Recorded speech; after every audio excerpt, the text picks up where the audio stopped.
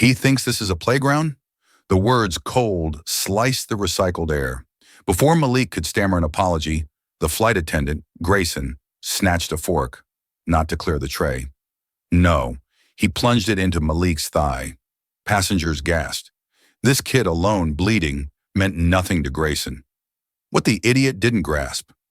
Malik's old man just bought the damn airline. Grayson figured he was untouchable, a tin-badged tyrant in the sky. He had no idea that Malik, quiet, sketching in his pad, would unleash hell. They have no idea that his kindness will change everything. What the arrogant attendant didn't know was that Malik's father was the new owner of the airline, and the storm of justice was already on its way. By the time this flight touched the ground, the man who thought he held all the power would discover just how fast his world could collapse.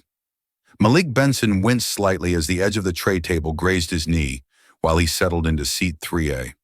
The cabin lights above flickered softly as passengers shuffled past their carry-ons, bumping against armrests and shoulders. The air was thick with recycled oxygen and the subtle scent of lemon disinfectant. A flight attendant moved briskly through the aisle, his polished black shoes clicking faintly on the cabin floor. His name tag read, Grayson. Boarding pass, the man demanded, stopping in front of Malik's row. Malik blinked, startled. He'd barely buckled his seatbelt. He looked up and found himself staring into a pair of cold, impatient eyes. Grayson towered over him, tall and stiff with neatly combed hair and a sharp jawline. His uniform was spotless, but his tone was anything but welcoming. "Oh yes, sorry," Malik stammered, fumbling to pull the folded slip from the front pocket of his hoodie. "Here you go." Grayson snatched the paper without a word and scanned it quickly. "Figures," he muttered loud enough for Malik to hear, before handing it back and walking away with a tight shake of his head. Malik sat frozen for a second. He had heard the words, the tone, the dismissiveness. He didn't know why, but it stung more than he expected. Maybe it was the way Grayson's voice cut through the cabin noise like a cold gust of wind. Or maybe it was how he didn't even pretend to smile. Malik slowly tucked the boarding pass back into his pocket, trying to convince himself it didn't matter. But it did. He shifted in his seat, glancing nervously around the cabin. The premium section was quieter, more polished than the rest of the plane. Wide seats with extra legroom screens already lit with soft blue glow and passengers sipping bottled water from actual glasses. It was supposed to be a treat. His dad had arranged it specially. Dorian Benson always did things right, organized, careful, thoughtful. Malik couldn't wait to see him again. 6 months apart had felt like forever, but now a knot had begun to form in his chest. From the corner of his eye, he caught Grayson glancing back again. That same look, as if Malik didn't belong there, as if his presence was a mistake. The boy turned toward the window, pretending to watch the baggage handlers loading suitcases below. Outside, the sun was beginning to dip low, casting long shadows across the tarmac. One of the handlers waved to a colleague, laughing about something Malik couldn't hear. It looked like a regular day for them, but for Malik, it didn't feel normal at all. He tried to calm his racing thoughts. Maybe he's just tired. Maybe he treats everyone like that, he told himself. But the words rang hollow. The overhead chime sounded. A voice came over the intercom. "Ladies and gentlemen, this is your captain speaking. We'll be departing shortly.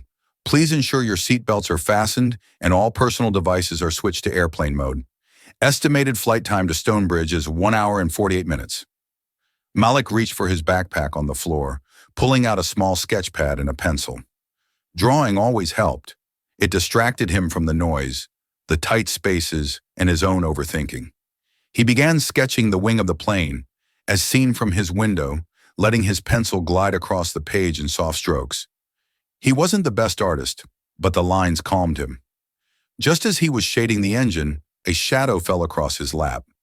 Grayson had returned this time, pushing a metal cart filled with snacks, drinks, and meals sealed in plastic containers. He moved efficiently, almost mechanically, until he reached Malik. Without looking at him, Grayson pulled a tray from the top of the stack and thrust it toward the boy. Malik looked up, startled. The tray tipped slightly, its contents shifting. He reached for it too slowly, and the edge of the tray caught his wrist. A metal fork clattered off the side, slipping between Malik's seat and the one beside him.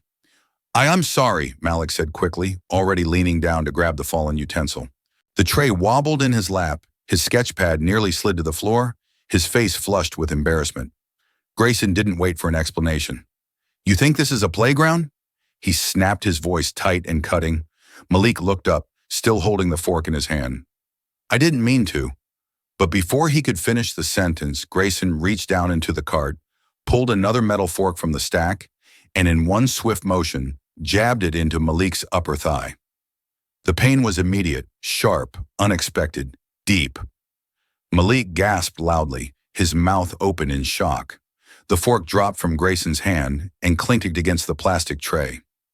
Blood instantly began to bloom through the fabric of Malik's jeans, a dark circle spreading outward.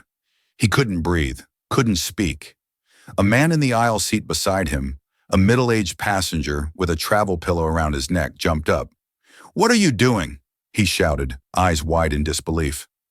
Grayson took a step back, hands raised, his face suddenly pale but controlled.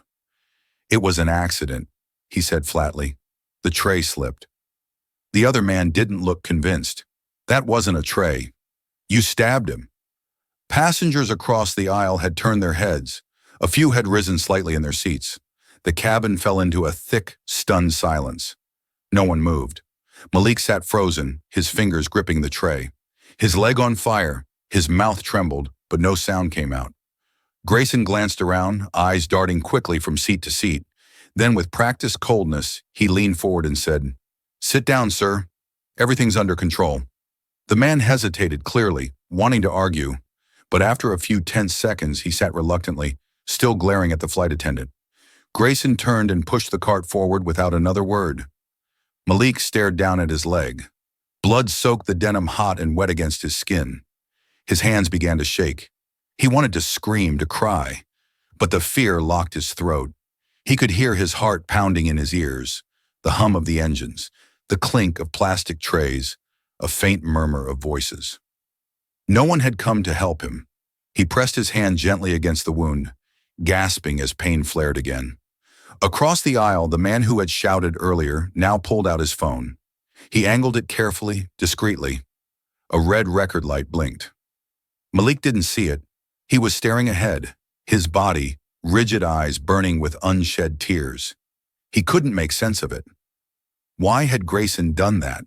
Why wasn't anyone helping? And why, most of all, wasn't his father here? The cabin dimmed as the plane left the ground, and through it all, Malik sat in silence, not knowing that just a few hours from now, the name of his father would turn this quiet cabin into a battleground. He had no idea this flight would change everything. The fork hit the floor with a faint clatter, barely audible over the hum of the engines. Malik Benson instinctively reached down between the seats to retrieve it, his fingers brushing the cool metal as he sat back up, face flushed with embarrassment. I'm sorry. Malik began holding the fork out with both hands, his voice small. Gay didn't wait for the apology to land. With a sharp movement, deliberate and cold, he snatched a fresh fork from the tray cart and drove it into the soft flesh of Malik's thigh. The pain was instant, hot and blinding. Malik's scream tore through the air, sharp and panicked. His body twisted in the seat, one hand flying to his leg, the other gripping the armrest so tightly his knuckles turned white. Blood bloomed beneath the denim of his jeans, darkening the fabric in seconds. What are you doing? Shouted the man seated beside Malik, shooting to his feet, his eyes wide with disbelief. He looked from Malik's leg to Grayson's empty hand, then down at the fork, now bent and crimson-stained. Grayson's face froze. For a heartbeat, he didn't move. Then, with calculated indifference, he stepped back, set the tray down on an empty seat, and lifted his hand slightly. It was an accident, he said flatly. His voice was even practiced. He startled me. I didn't see him move. The man beside Malik, tall-bearded, somewhere in his 40s, glared at the flight attendant. That wasn't an accident. You stabbed a kid. Grayson's eyes flicked to the surrounding passengers. A few had turned in their seats, their brows furrowed murmurs as beginning to ripple, but no one else stood up. No one else spoke. The cabin, already dimmed for service, felt suffocating, heavy with tension. Malik hunched forward, trying to breathe through the pain. His hands trembled as he pressed his sleeve against the wound, but it only made it worse. The fabric stuck to the injury. His leg throbbed so hard he felt it in his stomach. Tears blurred his vision, but he refused to cry out again. He bit the inside of his cheek instead. Grayson leaned down just enough to speak without others hearing. "If you make another sound," he said, lips barely moving, "I'll tell the captain you were being violent. Think they'll believe a kid flying alone." Malik blinked, stunned. The threat struck harder than the fork. He stared at the man's face, expressionless, uncaring, and shrank back into his seat. Across the aisle, an older man adjusted his earbuds and turned his phone camera toward the scene, angling it just enough to be discreet. His name was Vernon. Silver hair curled over his ears, and he wore a pressed button-down with sleeves rolled to the elbows. He had watched everything. He had heard the cry, seen the motion, the blood, the fear, and now he had it on video. Grayson glanced his way for a split second, but turned away just as quickly, opting to continue his food service like nothing had happened. His face was composed, but there was something brittle in his jawline, something uncertain, like he knew. Deep down, the moment had slipped from his control. The man next to Malik sat down slowly, unsure of what to do. "Hang in there, kid," he muttered, pulling his seatbelt tighter, eyes locked on the flight attendant, now moving 2 rows up. He looked around again, hoping another passenger might back him up, but they all sat frozen, some pretending not to have seen anything, others too stunned to intervene. The pilot's voice came on over the intercom, calm and professional. "Ladies and gentlemen, we're expecting a patch of turbulence shortly. Please remain seated with your seatbelts fastened." It gave Grayson cover. No one would question him for staying out of reach for a while. No one would press too hard. Not yet. Malik pressed the call button on his armrest. The light blinked above, glowing like a flare in the dim cabin. Grayson turned slowly, saw it, and returned with a forced smile that didn't reach his eyes. "You again?" he asked, keeping his tone pleasant for nearby passengers. "My leg, it's bleeding," Malik whispered, his voice barely audible. Grayson bent slightly and leaned in his breath, warm and sour. "You say one more word," he hissed, "and I'll make sure they think you attacked me, little brat." Malik recoiled, the fear anchoring itself deep in his chest.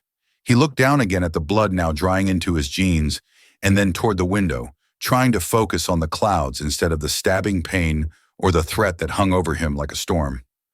Grayson straightened and walked away. Vernon, still filming quietly from across the aisle, tapped his phone screen and minimized the video. His expression darkened. He recognized the boy. During his cybersecurity onboarding at Aeromax Air 2 weeks earlier, he'd seen a family photo during a slideshow introducing the new CEO, Dorian Benson. This boy was Malik Benson. He didn't hesitate. Vernon tapped the messaging app and opened a secure line to a contact labeled DB. He typed quickly, "Emergency, your son flight 917 hurt. I have video." He hit send. Seconds later, the reply came. What happened? Vernon swallowed hard and glanced across the aisle again. Malik's head was leaning against the window, now his eyes half closed, his shoulders trembling slightly. With each shallow breath, the tension in Vernon's jaw hardened into resolve.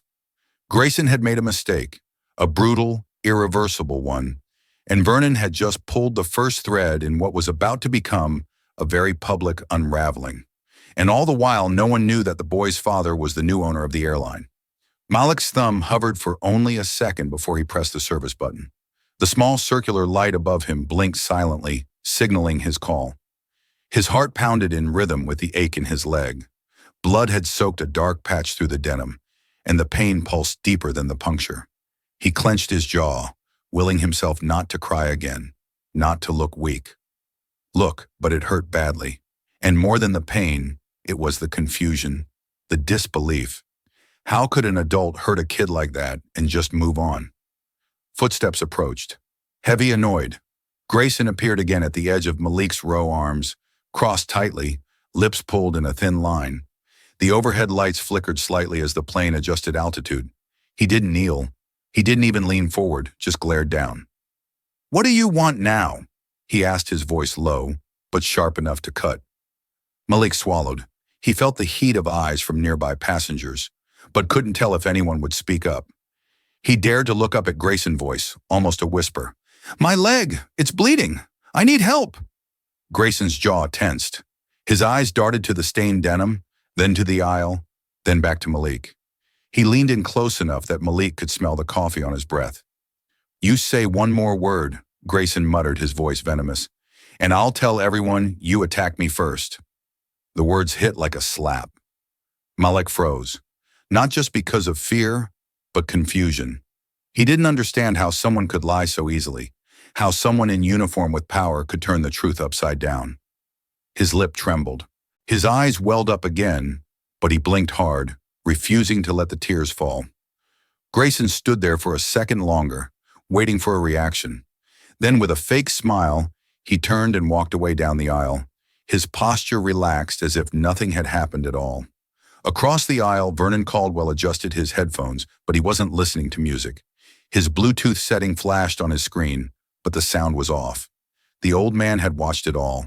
He had seen the stabbing, the aftermath, and now this, the threat, the dismissal, the boy's silence. He looked at Malik. The child sat rigid, eyes locked on the seat back in front of him, shoulders stiff. There was something familiar about the boy's face, something Vernon had seen before, not in person, but in a staff orientation slideshow. Suddenly it clicked. The chin, the brow, the sharp gaze. Despite the trembling lip, Malik Benson, son of Dorian Benson, the new owner of Aeromax Air, Vernon's pulse kicked up. This wasn't just a case of an unruly flight attendant. This wasn't just abuse. This was a firebomb waiting to detonate in the heart of the airline, and no one on board seemed to realize it. But he did. Vernon leaned forward slightly, checking the aisle. Grayson was 3 rows down now, speaking with another passenger. Vernon unbuckled his belt, stood up casually, and rubbed his lower back as if stretching. "I'm just going to stretch my legs," he said to no one in particular. He walked slowly toward the back, passing the galley where 2 attendants stood chatting. Neither noticed him as he slipped into the narrow space beside the rear laboratory. He pulled his phone from his coat pocket and quickly unlocked it.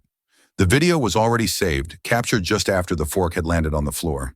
He had filmed discreetly, the lens angled just right. He had Grayson's hand, the sudden jab, Malik's cry, the blood, and now the threat. The audio had picked up every word. Vernon didn't hesitate. He opened his messaging app, tapped a name already pinned to the top. Dorian Benson. His fingers flew across the screen. "Emergency. Your son, Flight 917, hurt. I have video. Your son's been stabbed with a fork by a crew member. I got it on video. He's bleeding." Vernon's voice was low, urgent, barely more than a whisper through the phone speaker. On the other end, Dorian Benson stood in a glass-walled conference room on the 19th floor of Aeromax headquarters, his back to a long table cluttered with notes from the press call he just walked out on. He didn't speak at first. His mind, sharp and tactical by nature, ran through the implications like a silent thunderclap. He had expected turbulence today of the corporate kind. Acquisition resistance from legacy staff union nerves. But this was not turbulence. This was fire. "Is he safe now?" Dorian asked, his voice remarkably steady.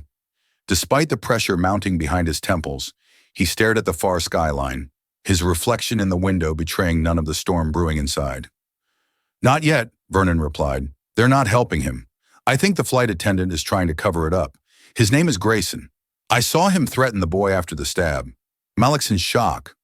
Dorian's jaw tensed, his throat tightened, but his voice held. "Stay with him. Don't make a scene. Just record everything. I'm on it."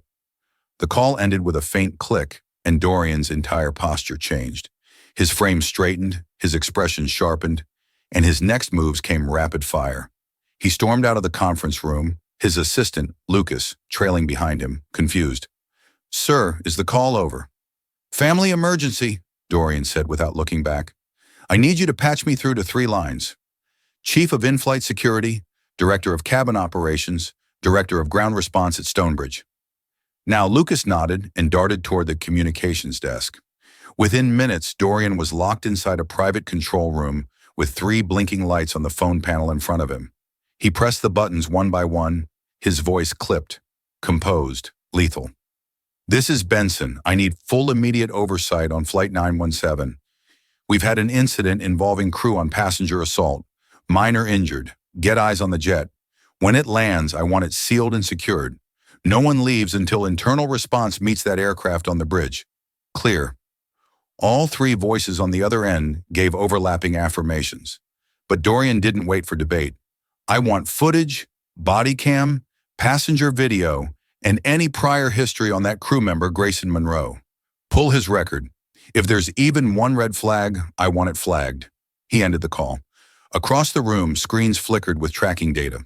Flight 917 was still in the air, coasting at $31,000 FTA to Stonebridge, just over an hour. To the untrained eye, it was just another dot in the sky. To Dorian, it was a slow-moving time bomb, one that had just detonated on a personal level.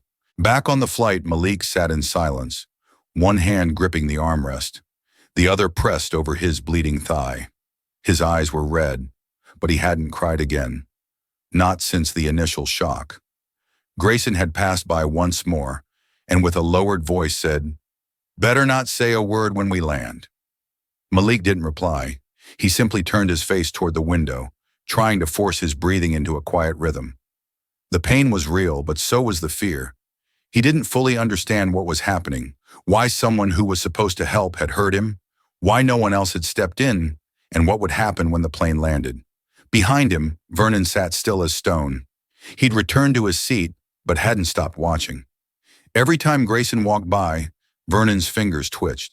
He had the footage backed up 3 times, one on the cloud, one on a hard drive built into his smartwatch, one on a private network that routed through Airmac's internal servers. He didn't trust coincidence, and he didn't trust silence. The flight, though calm on the surface, was now a battlefield of secrets. Grayson thought his smirk was still armor. He moved down the aisle as though nothing had happened. He poured drinks, smiled flatly, reached into overhead compartments to assist passengers, but his eyes never drifted toward Vernon again. He must have known the recording had happened, or maybe he didn't care. Either way, the clock was ticking. Dorian, back at HQ, watched a screen that now showed the security teams assembling at Stonebridge. He spoke once more into his direct line. Have the bridge team wear plain uniform.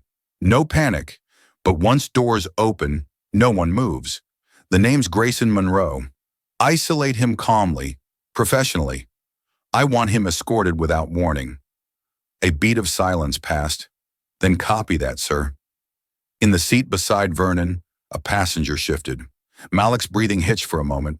Vernon leaned forward just slightly and tapped out one more message on his device.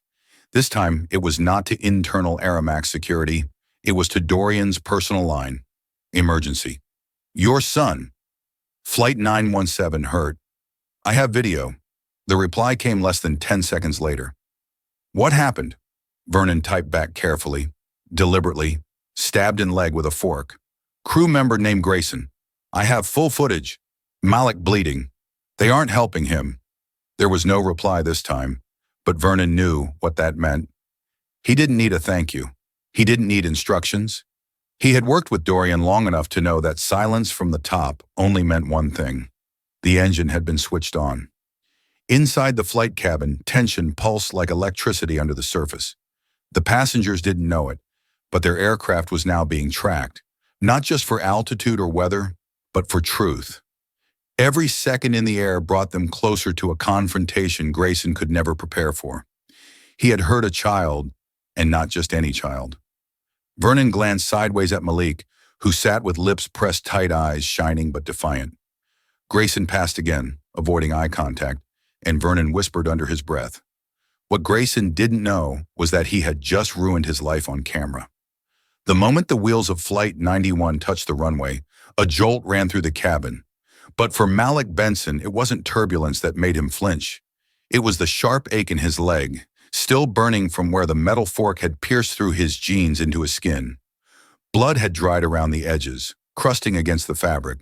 His small hands gripped the armrest tightly, knuckles, pale jaw clenched. He didn't cry anymore. He was past that. Now he was just waiting for the pain to stop, for someone to help, for his father to appear. But all he could see were strangers and Grayson. The flight attendant moved casually down the aisle, checking seatbelts and tray tables as if nothing had happened. He gave Malik only a brief glance, eyes cold and unreadable before moving on. Passengers whispered. A few stole glances at the dried blood on Malik's jeans, at his pale face and trembling hands, but no one spoke. No one stood. Some looked away as if pretending not to see would make it less real. In seat 11C, Vernon Reeves tapped the edge of his phone with a finger, eyes flicking between the screen and the aisle. The video, grainy but clear, was saved in 3 secure cloud drives and 1 encrypted flash. The frame showed exactly what had happened.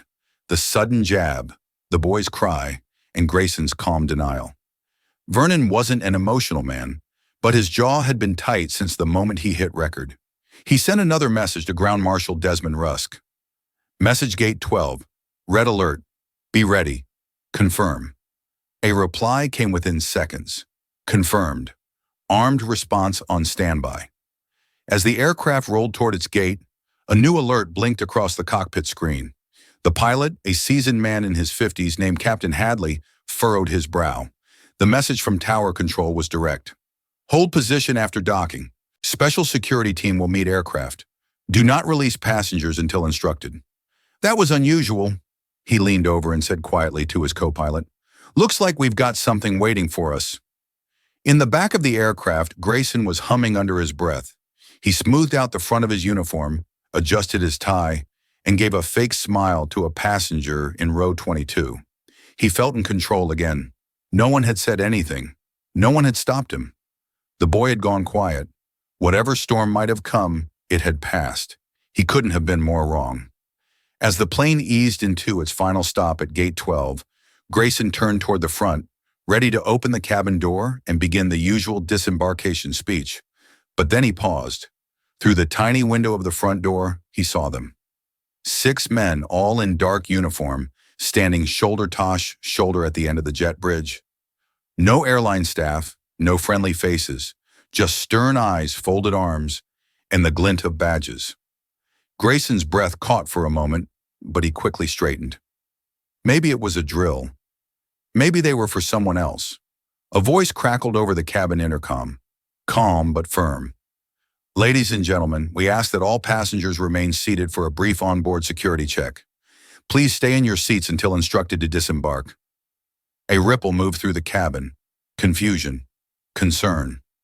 Grayson blinked. His hand hovered over the intercom switch. He turned to the nearest flight attendant, another man named Carl, and muttered, "What's this about?"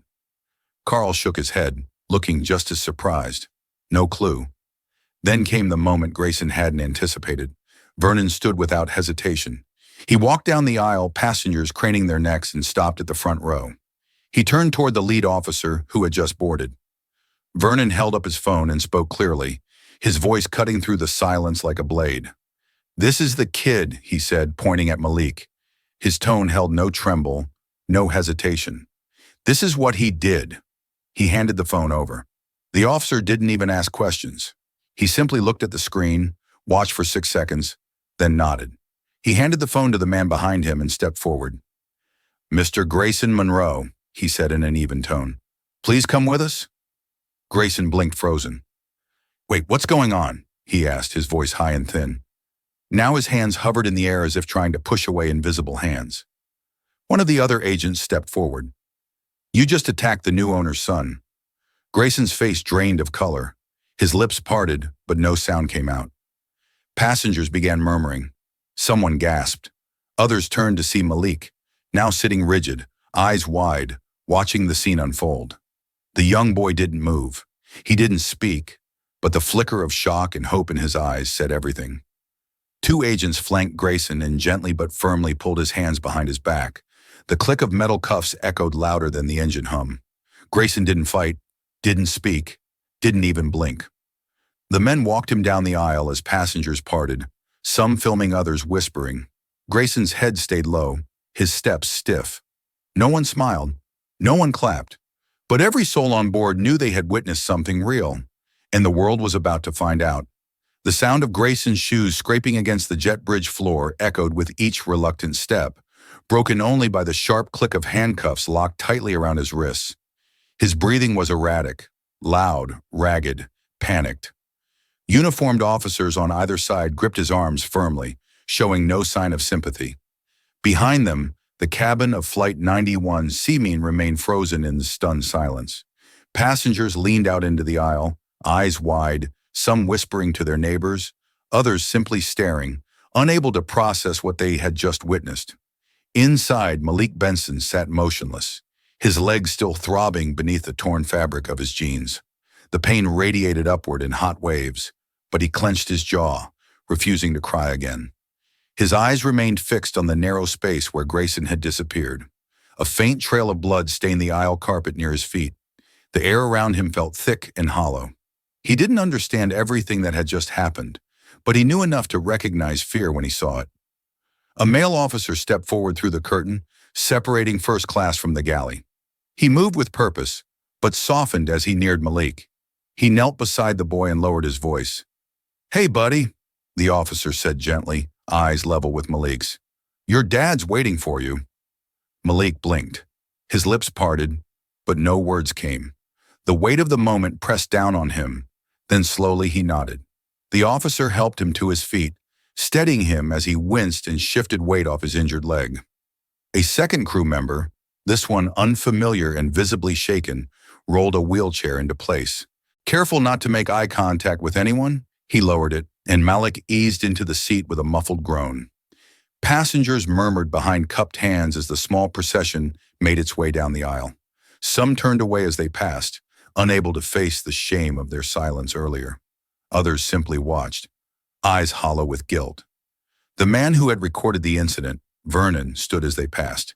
His phone was still in his hand, locked but trembling slightly.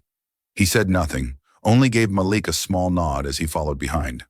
The cabin door hissed open. Beyond it, a stark hallway of polished tiles and airport lighting stretched into the distance. But at the gate, standing just inside the threshold, was a tall, broad-shouldered man in a navy blue suit. His hands were clasped in front of him. Two security officers flanked him, but their presence felt secondary. All eyes locked onto the man at the center, Dorian Benson. His gaze scanned the group, instantly landing on the boy in the wheelchair. The moment their eyes met, his expression shifted. Anger softened into aching relief, tension melting into quiet fury. Without a word, Dorian stepped forward. He dropped it to one knee in front of his son, his suits creasing his hands steady as they rested on either side of the chair. "I'm here, son," he said, voice low and full of steel and sorrow. Malik's lip trembled, his eyes filled again, but he blinked hard, refusing to let the tears fall. "Dad, he really stabbed me." Dorian closed his eyes briefly, his jaw tightening as he exhaled slowly. The hallway around them seemed to blur the noise, dulling beneath the weight of his silence. When he opened his eyes again, they were blazing with quiet fire. "I know," he said. "I saw the footage." He didn't pull Malik into a hug. Not yet. Instead, he straightened his jacket and turned sharply toward the head of airport security, a tall, square-jawed man in his 50s named Chief Erston, who had arrived just moments before the plane landed. "Every legal procedure must be followed." Dorian stated, his voice loud enough to silence the gate area. "I want an internal investigation started tonight. Full review of Grayson Monroe's history and anyone who ever signed off on his behavior." Rustin nodded, recognizing that this wasn't a request. "Understood." Dorian's eyes flicked to the cameras mounted in the corners, to the passengers still seated inside the plane, and finally to a young male reporter loitering near a column with his phone half raised. "And make sure the media doesn't twist this story. We're controlling the narrative. No spin, no half-truths. I won't let this be turned into something it's not." He turned back to Malik. For a moment, the fury behind his eyes gave way to warmth. He reached out, placing a firm hand on his son's shoulder, anchoring him. "I promised I'd protect you," he said softly, so only Malik could hear. And now the entire airline was about to feel the weight of that promise. The sterile, hushed atmosphere of Aeromax's operations center did little to calm the rising storm within Dorian Benson. A quiet panic, almost imperceptible to an outsider, had already begun to ripple through the highly trained staff. Dorian's assistant, Lucas, a man known for his meticulous efficiency, stood before him, a stack of digital reports glowing on his tablet. He had already compiled the crucial documents, the flight manifest of Flight 917, Grayson Monroe's entire personnel record, and a detailed chart of the current chain of command within in-flight operations. Each file was a potential piece of a disturbing puzzle. Dorian walked in his presence, immediately commanding attention, even as his focus remained entirely on his son Malik. His face pale and eyes wide with a mixture of confusion and pain sat carefully beside him, his jeans still showing a faint dark stain where the makeshift bandage clung to his injured leg. The contrast between the boy's vulnerability and the immense power Dorian now wielded was stark attention that hummed in the air around them. Dorian's voice, though low and controlled, carried an unmistakable edge of resolve that silenced the room. "Tell me everything about Grayson Monroe." He ordered, his gaze fixed on Lucas. Lucas swallowed a barely audible click in the quiet room.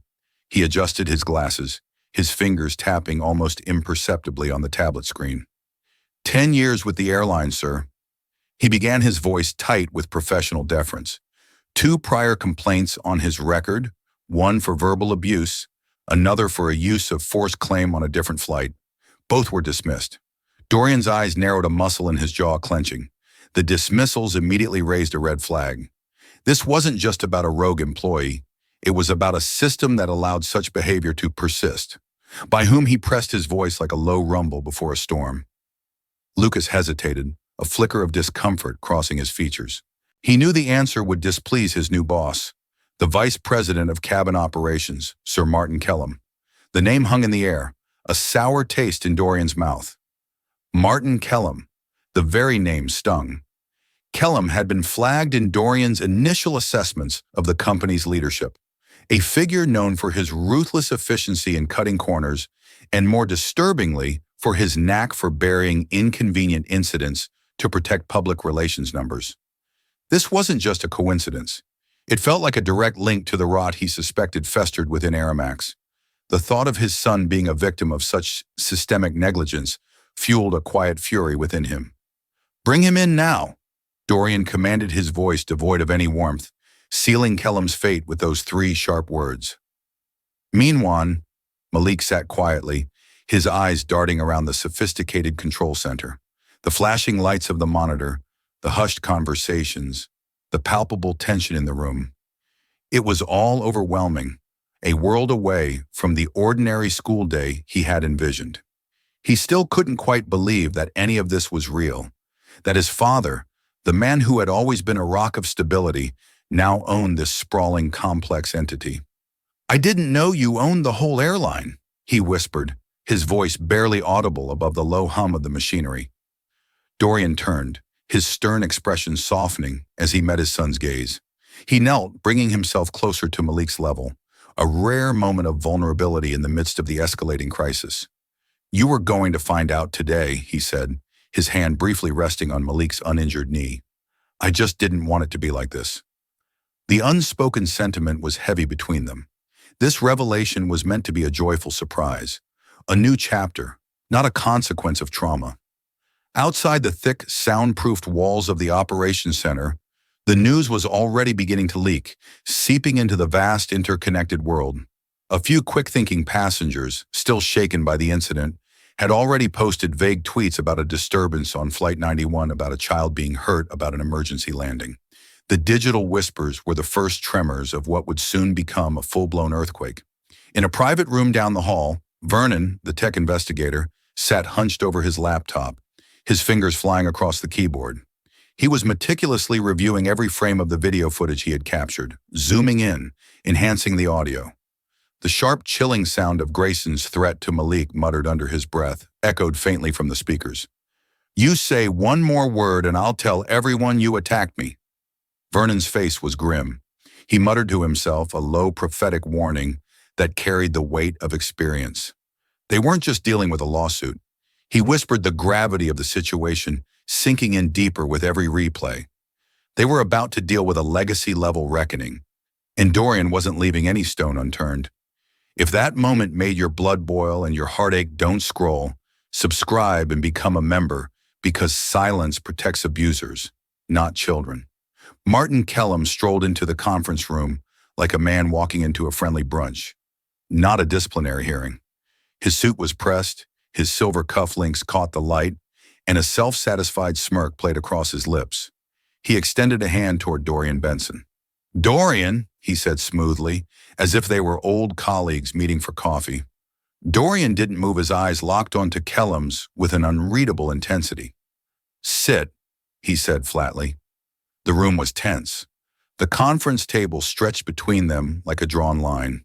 Malik sat quietly in the corner, his bandaged leg elevated, flanked by Vernon and Lucas.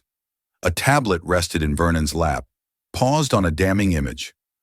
Grayson Monroe's hand gripping the metal fork just before it made contact with Malik's leg. Kellum's smile faltered slightly, but he took a seat, adjusting his tie. "I heard there was some confusion." Dorian cut him off by tapping the screen. The video resumed, audio clear and sharp. The jab, the cry, the blood. Then came the moment that made everyone in the room flinch. Grayson's muttered threat to frame the boy. Dorian froze the video on Grayson's face, his expression cold and uncaring. "This is what your leadership has protected," Dorian said, his voice low but sharp. "I want an explanation." Kellum leaned back in his chair. The confidence didn't vanish, but it cracked. "There's always context," he said carefully. "Flight attendants deal with high stress. You've got passengers with attitudes, delays, last-minute changes. It's not always black and white." Dorian's stare didn't waver. "He stabbed a child in the leg," he said, voice rising just enough to cut the air. "A child sitting in premium class. My son." The silence that followed was dense. Even the soft hum of the central air system seemed to fade. Malik didn't speak, but his eyes never left Kellum's face. Vernon broke the stillness, tapping a few commands on his tablet. "There's also a pattern," he said, sliding the device across the table. "I pulled archived internal reports. 6 unresolved complaints tied to Grayson Monroe over the past year alone, all either closed without investigation or removed from the complaint system entirely." Kellum hesitated. That data wasn't verified. Some passengers file complaints just because a crew member didn't smile enough. Lucas stepped in, now holding a printed folder. Except these weren't about tone. One mentioned physical intimidation, another alleged racial bias. The rest include key words like verbal aggression and threatening behavior. All of them were marked as no action required under your signature. Dorian stood slowly. His chair made no sound, but the gravity of his motion was unmistakable. "Effective immediately, you're suspended. Your credentials are revoked, and our legal team will follow up by morning. Until then, you are not to contact any Aeromax employee, board member, or staff." Kellum's mouth fell open, the words catching in his throat. He stood the chair screeching behind him. "You can't do this. I've been with this airline longer than I already did," Dorian said, his voice like steel, sliding from a sheath. 2 security officers entered from the hallway, summoned silently by a text moments earlier. One stood behind Kellum, the other opened the door. There was no need for force, just presence. Kellum's expression shifted from fury to something closer to disbelief. He walked out stiffly, not looking back. Once the door closed, the room exhaled. Dorian turned to his son, whose eyes were wide with silent awe and something deeper. Trust. He knelt beside him, one hand resting lightly on Malik's shoulder. "What happens to Grayson now?" Malik asked, his voice quiet but steady. Dorian didn't blink. "We let the law handle it, but we're going to clean every corner of this airline, and we'll start with everyone who thought they were untouchable." The morning light filtered through the tall glass windows of Dorian Benson's office, casting sharp angles of sunlight across the polished conference table. The atmosphere inside, however, was anything but peaceful. The video footage Vernon had captured the moment Grayson drove a metal fork into Malik's leg had just gone live. Not leaked, not shared in some chaotic social media whirlwind, but strategically released. Dorian's legal team had spent the night trimming every unnecessary second, removing audio commentary and making sure only the truth stood raw, unforgiving, and powerful. Across digital screens, the headline lit up in bold. "Boy injured by flight attendant airline CEO's son, the victim." The story spread like wildfire. Within minutes, social media was flooded with reactions. most filled with outrage, disbelief, and demands for immediate justice. Hashtags trended. Comment sections exploded. But Dorian didn't flinch. He sat at the head of the long conference table, surrounded by his core team, legal advisors, PR strategists, internal affairs leads. The air buzzed with tension, the low hum of a dozen devices receiving alerts, emails, and calls nonstop. Vernon stood by the window, arms folded, gaze fixed on his phone. "They're calling it a scandal," he muttered. "Most people are still assuming it was an accident, but some, they're catching the details. They're putting it together." Dorian didn't lift his eyes. He simply said, "Good." The youngest of the PR team, a nervous man named Felix, cleared his throat. "Sir, we should expect backlash. Questions about whether this is personal revenge, about why you're pushing the video now. Media might think we're trying to control the story too tightly." Dorian looked up slowly, his voice even and cold. "Of course we're controlling it. That's the point. We don't feed chaos. We feed facts." At that moment, the door opened. A tall man in a charcoal suit stepped inside. It was Jordan Price, Dorian's legal director, his expression unreadable as he approached. "Gas Monroe has been arrested," Jordan announced. His voice cut through the room like a blade. 3 charges: assault on a minor, intent to cause bodily harm, and obstruction of emergency aid. For a moment, silence fell. No one moved. Vernon let out a low breath, but Dorian remained perfectly still. "Is he still in custody?" Dorian asked. "Booked downtown. No bail posted yet. We've also filed a preliminary civil claim.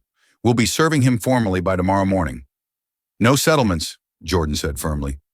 "Good," Dorian replied, his fingers tapping once against the table's surface. "Make sure the judge knows exactly who tried to bury previous complaints. We're building more than a case. We're building precedent." Across the hall, the door opened again. This time it was Malik. The boy walked in slowly, still favoring his injured leg. The lounge he'd been resting in was quiet, but the silence in the conference room was heavier. All eyes turned to him, and for a moment, Dorian's entire posture changed. His shoulders softened, his jaw relaxed. "Dad," Malik said, voice small but steady. Dorian stood immediately, walking over. "Yeah, son." Malik looked up at him, something different in his eyes now. Not fear, not even confusion, just a quiet clarity. "Are you sure you want to do all this?" he asked. The room grew still again. Dorian looked down at his son, searching his face, not for permission, but for understanding. His answer came slowly but without doubt. "No one touches my son and walks away," he said, resting a hand gently on Malik's shoulder. "Not now, not ever." And justice was just getting started. The metal door slammed shut behind him with a hollow echo. Grayson Monroe flinched at the sound, his hands cuffed in front of him, the cold steel biting into his wrists. He had spent years barking orders at passengers walking aisles like he owned the sky. But now, seated on a metal bench inside a holding cell, that wryer of sweat and bleach, the power he once clung to, had dissolved. His back pressed against the wall, he stared ahead, unfocused lips parted as though he was still trying to process how he had ended up here. A single fluorescent bulb flickered overhead, casting an unforgiving glare across the small space. No one had spoken to him in the past 2 hours except for the officer who fingerprinted him without a word. The silence was crushing. He shifted uncomfortably still, wearing his Navy crew uniform, the wings on his chest now feeling like lead. His arrogance had drained away during the interrogation, replaced by a grim realization. This was real. This wasn't a misunderstanding. This wasn't something his supervisor could smooth over. He had seen the headlines through the small screen in the intake room. "Airline CEO's son assaulted by flight attendant." The words felt like a punch. Malik. That was the boy's name. He hadn't cared to remember it before. To him, the kid had just been a nuisance in premium seating, someone he thought didn't belong. He hadn't cared who the boy was until the world told him. Now he was alone. The union representative he called had responded with a tight voice. "You're on your own for this one, Grayson." His regular attorney refused to take the case without full prepayment. Back at Aramac's headquarters, Dorian Benson stood before a wide digital display in a glass-walled conference room, arms folded tightly over his chest. His eyes scanned the data streaming down the screen. Years of employee complaint logs, incident reports, and internal emails now being recompiled under a newly launched initiative he had personally named Clean Skies. "Bring up the historical misconduct files," Dorian instructed. His voice was low but carried the weight of command. Across from him, Vernon tapped swiftly on a tablet, the screen casting a blue hue across his focused face. "I've gone through the last 10 years, Vernon said, dragging a document into the main feed. 18 crew members with serious complaints, violence, neglect, repeated misconduct. Most never followed up.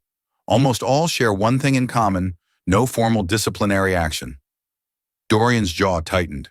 Start interviews, no leniency. The tension in the room deepened. Outside the glass walls, staff moved with urgency. Security officers were scanning employee access points, HR teams combing through files, and tech engineers reviewing tamper logs in the complaint database. This wasn't just about Malik anymore. In a private room down the hall, Malik sat with his hands folded in his lap, his posture rigid despite the bandage still wrapped around his leg. Across from him sat Dr. Raiden Knox, a man in his mid-40s with a gentle but alert demeanor. A notepad rested in his lap, but he didn't write yet. He listened. "Tell me what happened after he handed you the tray," Raiden said softly. Malik hesitated. "I dropped the fork by accident. I tried to say sorry. He just looked angry, like I wasn't supposed to be there." Raiden nodded but didn't interrupt. "Then he stabbed me," Malik said, his voice shaking only slightly. "He didn't help. He told me if I said anything, he'd say I attacked him." Raiden's eyes narrowed just a fraction. "And what did you do then?" "I stayed quiet," Malik whispered, "but I pressed the button. I hoped someone else would come." Raiden paused. His pen moved now, careful, deliberate strokes. When the interview ended, he stood and gently placed a hand on Malik's shoulder before walking out. He stepped into the hallway, leaned against the wall, and opened his notepad.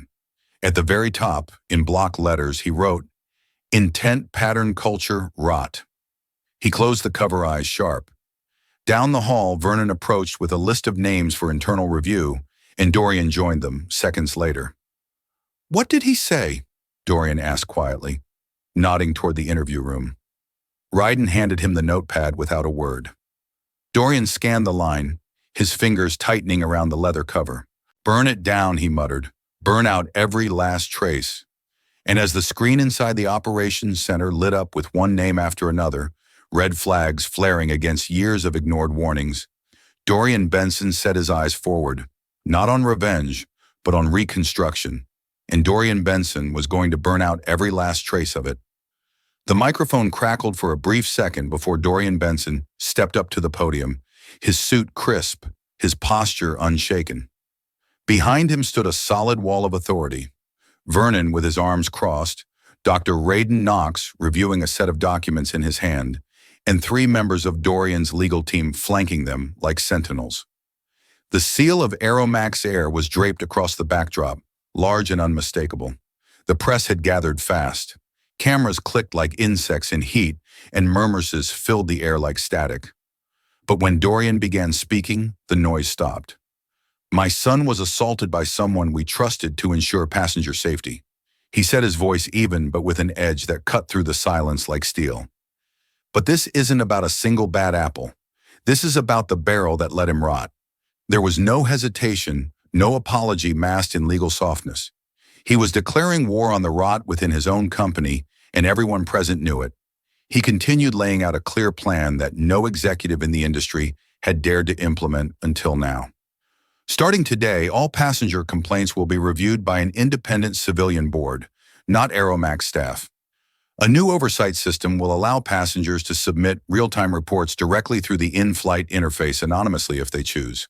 And every single cabin crew member will undergo retraining, empathy-based, trauma-informed, and overseen by external evaluators. A hand shot up from the front row, a wiry journalist in a blue shirt. "What about Grayson Monroe? Is the company pressing charges?" Dorian didn't blink. "He will face the law like any other citizen." The room stiffened. Journalists exchanged looks. No deflection, no delay, just a fact. Another voice called out softer this time. "And your son? How is he doing?" For a moment, the steel in Dorian's eyes melted just slightly, his lips pressed into a thin line. Then he answered, "He's healing and stronger than most adults I know." Click, click, click. The sound of camera shutters returned, but they no longer felt invasive. They were documenting something different now. An airline in the process of transformation. A man publicly choosing accountability. As Dorian turned away from the podium, Vernon stepped forward to intercept a cluster of questions. Dr. Knox nodded once to a man in the back who began distributing press kits. Everything was coordinated. Everything was deliberate. Meanwhile, 2 floors above, Malik Benson sat in a quiet lounge overlooking the central courtyard. The walls were high and bright, framed with green plants and soft lighting. He sat curled in a leather chair, a blanket over his legs and a tablet in his hands. The live stream was still playing the press conference wrapping up. He watched as the cameras panned over his father, strong, calm, in control, and something stirred in his chest. He didn't know how to feel. Embarrassed because the world now knew his name for the worst reason imaginable. Proud because his father hadn't backed down. Confused because all he had wanted was to see his dad again, not be at the center of something this huge. The door opened gently. Vernon stepped in carrying a bottle of water and a familiar half-smile. He walked over, handed Malik the drink, and sat on the nearby couch without speaking. For a long minute, they just listened to the faint buzz of the TV. Finally, Malik turned. "Do you think people will believe me?" Vernon's smile deepened. He leaned forward, elbows on his knees. "They already do," he said quietly with absolute certainty. Malik looked back at the screen one more time. His father was no longer visible, the feed cutting to talking heads analyzing every word, but he didn't need to hear more. He felt it. His truth had landed, and the world was listening now. And now the people were watching every move the airline made. Grayson sat stiffly at the defendant's table, hands clasped, the dull clink of the cuffs around his wrists, hidden from the public eye. The courtroom was hushed thick with the kind of silence that preceded either redemption or ruin. Malik Benson walked in quietly, accompanied by a court officer. His steps were measured, almost too calm for a 12-year-old about to confront the man who had wounded him so deeply. Yet behind the boy's steady pace was a heart pounding against the walls of his chest, each thump reminding him this was real. He approached the witness stand. Every eye in the room followed him. The judge, a stern man named Harold Quinn, motioned gently for him to take a seat. Malik adjusted the microphone with a slight tremble, then looked up at the sea of unfamiliar faces. But one face anchored him, his father's. Dorian Benson sat in the front row, back straight suit, crisp eyes full of quiet fire. Their eyes met, and that was all Malik needed. The prosecutor, Alan Trent, stood and walked toward the witness stand with deliberate steps, his voice calm but firm. "Malik, can you tell the court what happened on Flight 917? Malik took a deep breath. "I was sitting in my seat near the front. The flight attendant, Grayson Monroe, gave me a meal tray. I dropped the fork. I tried to say sorry." He paused, glancing at Grayson briefly. "He stabbed me in the leg with another fork and told me not to talk about it." A ripple of murmurs moved through the courtroom. The judge raised a hand. "Order." Grayson sat motionless, eyes fixed ahead, his face unreadable. The defense attorney, a balding man named Miles Callan, shifted in his chair, already preparing his line of questioning. But it wouldn't matter. The next few moments would decide everything. Trent nodded. "Did he say anything else?" Malik hesitated, then said he threatened me. Told me he'd say I attacked him if I spoke up. "And were you given any medical help during the flight?" "No," Malik replied, voice barely above a whisper. "Not until we landed." Trent looked back at the jury. "That will be all for now." He returned to his table. Callan stood. "Malik, is it possible the fork hit you by accident?" Malik stared at him. "No. Could the turbulence have caused it?" "There was no turbulence when it happened." Callan rubbed his temple. "Is it possible you misunderstood?" "I didn't misunderstand being stabbed," Malik said, his voice steady, now louder. Callan stopped. A moment of silence stretched. Then he sat back down. The prosecutor called the next witness, Vernon Green. Dressed in a dark blue suit, he took the stand confidently and laid out his credentials. Senior tech consultant for Aeromax security systems expert. Then came the footage. The video was played without sound. First Grayson leaning forward, Malik flinching the visible jab, and the moment Malik clutched his leg. Then the audio. Grayson's words hissed through the speakers. "You say one more word and I'll tell everyone you attacked me." The courtroom shifted. Some jurors leaned forward. One of them, a man in his 50s, shook his head slowly. Vernon continued, "I had been hired by Airline to help audit their cybersecurity systems. I recognized Malik from an internal photo Dorian Benson shared during onboarding. That's why I acted. I sent a message directly to Mr. Benson during the flight and preserved this footage through secure servers." Next came Dr. Radon Knox, an independent trauma specialist. He laid out not just what happened, but why it was allowed to happen. Grayson Monroe's actions didn't exist in a vacuum. He stated he had 2 prior complaints, but no consequences. Over the past year alone, 6 complaints involving his behavior were deleted from the airline's database, and who had the authority to delete them? The prosecutor asked. Dr. Knox replied, "Cabin operations leadership." And why would they do that? To protect their numbers, to hide the rot. Kalin objected, but the judge overruled him. Dr. Knox finished his testimony by showing a chart. Crew discipline reports compared across airlines. Airline had the highest dismissal rate of crew complaints and the lowest rate of follow-up action. The system, Knox said, protected people like Mr. Monroe at the expense of passengers, especially vulnerable ones. As closing arguments began, the courtroom felt colder. The jury remained still, absorbing every word. "Ladies and gentlemen," Trent said, walking before them, "this case is not about whether someone lost their temper. It is about a system that allowed violence to take flight.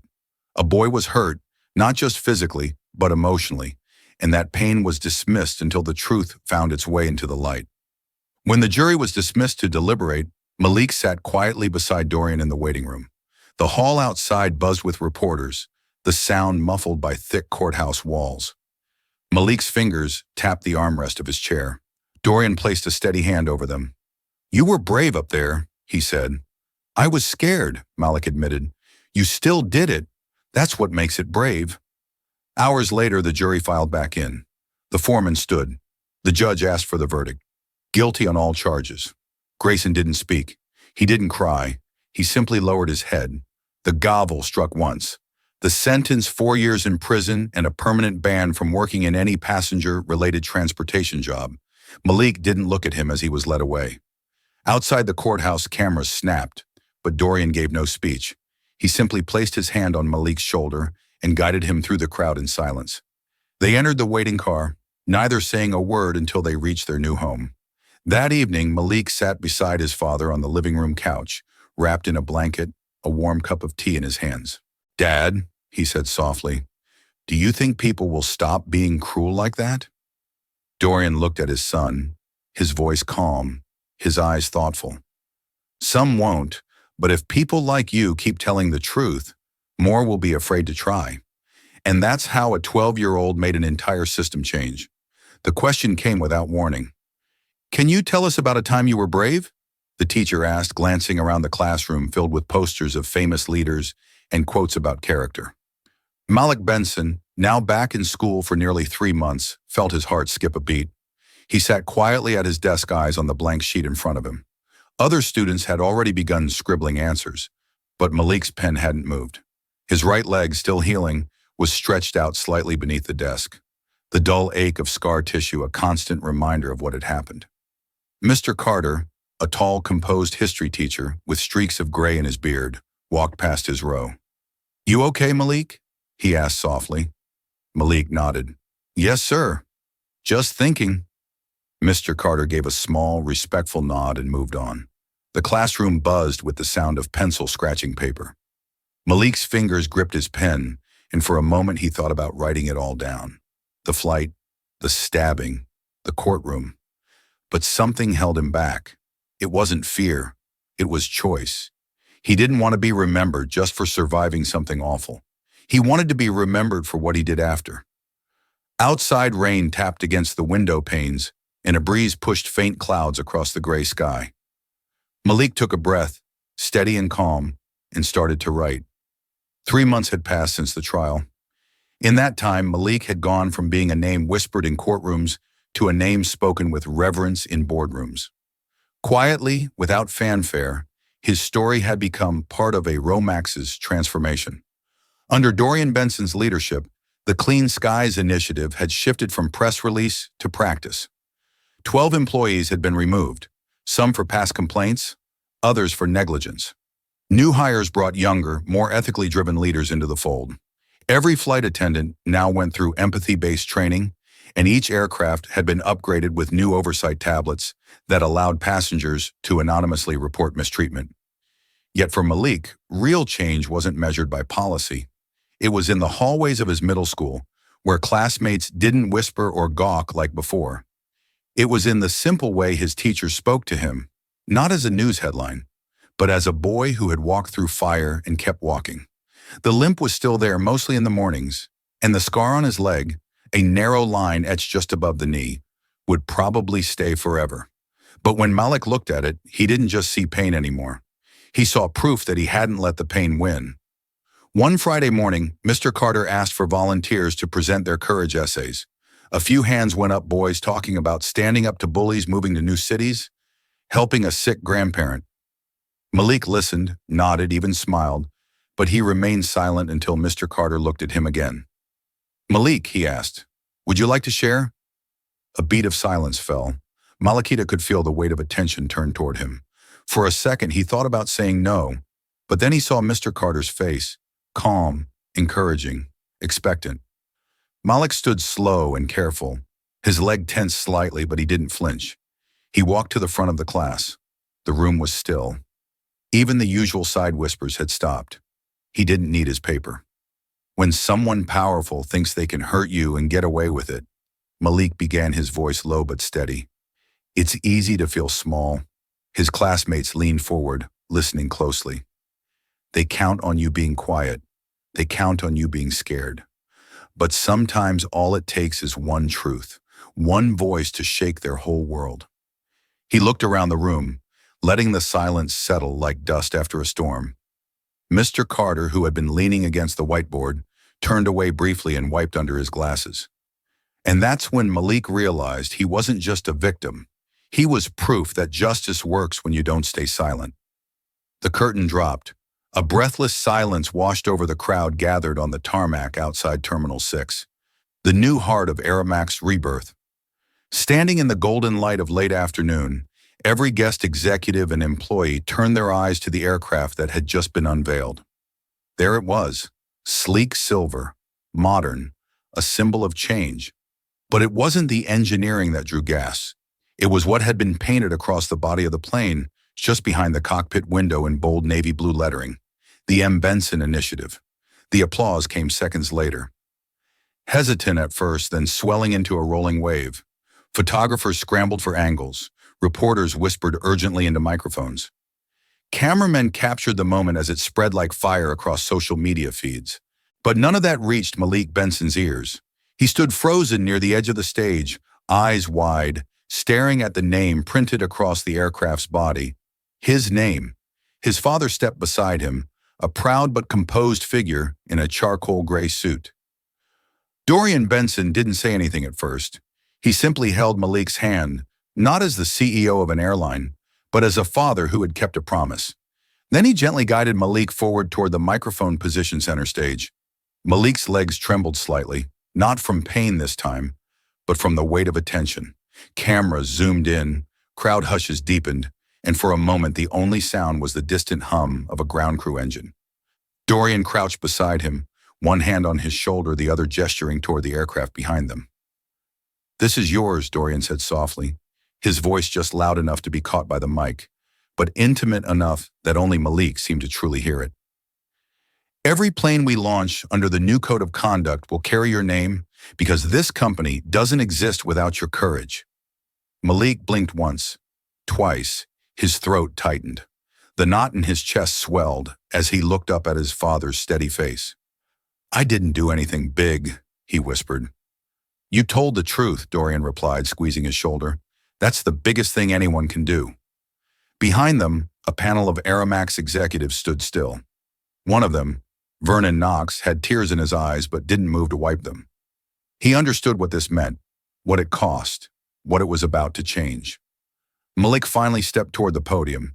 His voice wasn't loud, but it was clear. "I didn't know my name was going to be on a plane," he said, glancing up briefly. "I just wanted people to believe me." The crowd remained utterly silent, listening.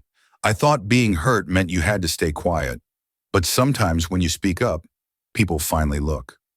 The applause came again, this time softer, less for celebration and more for respect.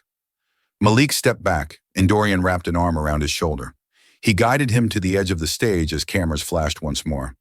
Then away from the microphones, Dorian bent down and whispered, "This isn't a thank you. This is a reminder that even giants can fall when the smallest voice speaks up."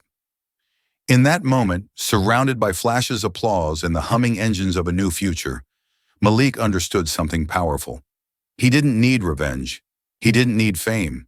He just needed to know that the next time a kid like him boarded a plane, no one would ever dare raise a fork again. And the skies were never the same after that. He stabbed the wrong child and answered to the one man who now signs his paychecks. If you stand for justice, strength, and respect, hit subscribe and join the channel. Together we rise. Disclaimer. The story you just watched is fictional, created to highlight the consequences of abuse, discrimination, and unchecked cruelty.